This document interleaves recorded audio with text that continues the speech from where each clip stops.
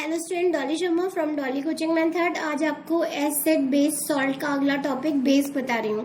अगर आपने मेरा कल वाला वीडियो देखा होगा तो आपको बहुत सारी चीजें पता चली होंगी जो आप जनरेट कर पाओगे अपने आप से। एक बार मैं उन्हें फिर से रिपीट करूंगी, लेकिन पहले देखिए बेस के लिए पहली लाइन आप ध्यान रखिए, बिटर टेस्ट होता है, feel soapy to touch, turn red litmus to blue. ये पॉइंट इंपॉर्टेंट है। हमने अगर यहाँ पे जब केस कंसीडर किया था एसिड का तो मैंने आपको बोला था blue to red litmus paper और यहाँ पे हम बेस की बात कर रहे हैं तो आपको ध्यान रखना है रेड टू ब्लू है। Conduct electricity in solution, they are electrolytes. Electrolytes means dissolve कर रखा है वाटर में। दो कैटेगरी में डिवाइड किया हमने, बेस, स्ट्रॉन्ग एंड वीक। तो स्ट्रॉन्ग को हम एल्कलीज भी बोलते हैं, बेसिकली फर्स्ट ग्रुप के हैं, और ये वीक वाले जो हैं वो आपके सेकेंड ग्रुप के हैं मोस्टली। तो यहाँ देखिए इसे magnesium hydroxide, calcium hydroxide and ammonium hydroxide. इसके बारे में एक खास बात है, अगर अमोनिया को आप वाटर में डिसॉल्व करो अमोनिया को, तो जो फॉर्मूला बनता है वो यही है, देखिए NH4OH। इसको हम solution of ammonia in water भी बोलते हैं। नेक्स्ट पॉइंट देखिए, और ये सबसे कोल्ड बेस होता है, ये एक चीज ध्यान रखिएगा। अब यहाँ देखिए मैं जो पॉइंट बता रही हूँ, जैसे कि हम नॉर्मल रिएक्शंस करते हैं प्रॉपर्टीज में, तो बेस को अगर मेटल के संग रिएक्ट कराएं तो सॉल्ट और हाइड्रोजन बनती है। तो यही केस मैंने आपको एसिड के संग भी लिखा था कि एसिड प्लस मेटल अगर हम रिएक्ट करते हैं तो यहाँ पर सॉल्ट प्लस हाइड्रोजन बनती है। लेकिन इस केस में ध्यान रखिए एक point, all the metals do not react with base to form salt and hydrogen gas.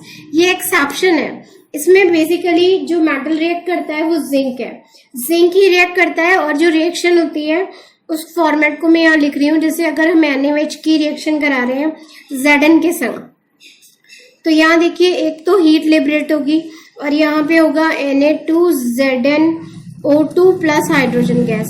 अब इसे बैलेंस करने के लिए आपको यहाँ पे लगाना पड़ेगा ट्वाइस। तो ये चीज ध्यान रखिए, मोस्टली जो बेस है वो केवल जिंक के संग रिएक्ट करना पसंद करते हैं। दूसरा, ये रिएक्शन कॉमन है, बेस प्लस एसिड सॉल्ट और वाटर बनाते हैं, base plus non metal oxide. जैसे मैंने यहाँ पर लिखा था एसिड प्लस मेटल ऑक्साइड, तो ये कंपैरिजन इसलिए लिख रही हूँ जिससे आपको एक बड़ा डिफरेंस पता चल जाएगा।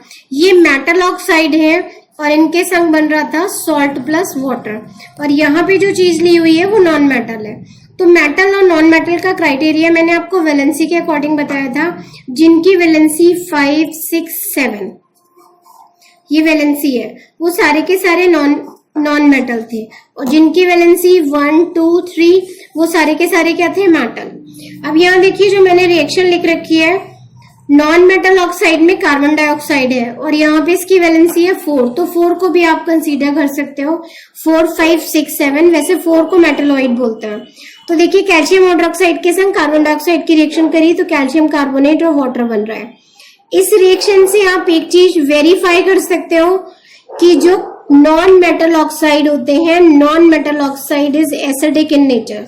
अगर कभी भी कोई केमिकल रिएक्शन आती है जिसमें आपको प्रूफ करना हो कि नॉन मेटल ऑक्साइड जो है एसिडिक होते हैं, तो आप उनकी रिएक्शन बेस के साथ कराओगे, क्योंकि सिंपल कॉन्सेप्ट है, जब भी एसिड और बेस रिएक्ट करते हैं सॉल्ट प्लस वाटर बनता है।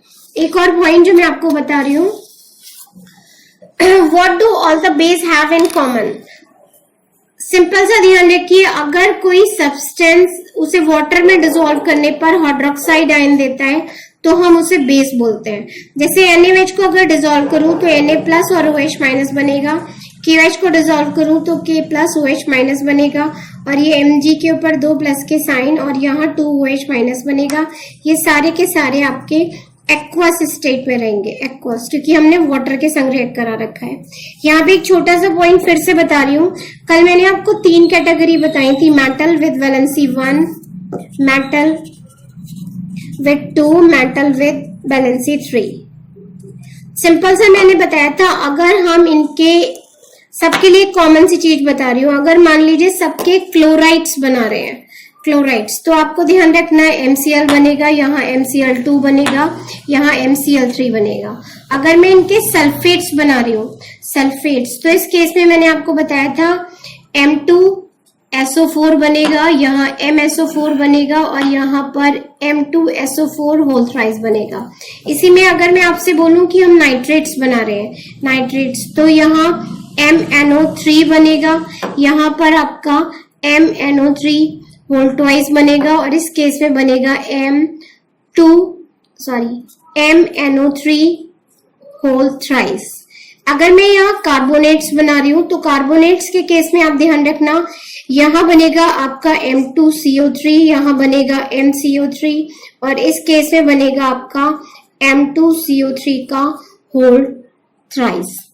तो यहाँ देखिए मेटल विद वैलेंसी 1 में हमारे पास था सोडियम, पोटेशियम, यहाँ पर मैग्नीशियम, कैल्शियम और यहाँ पर मैंने आपको बताया था एल्यूमिनियम, इसके अलावा इंडेनियम और गैलेनियम, जिन्हें हम कंसीडर नहीं करते।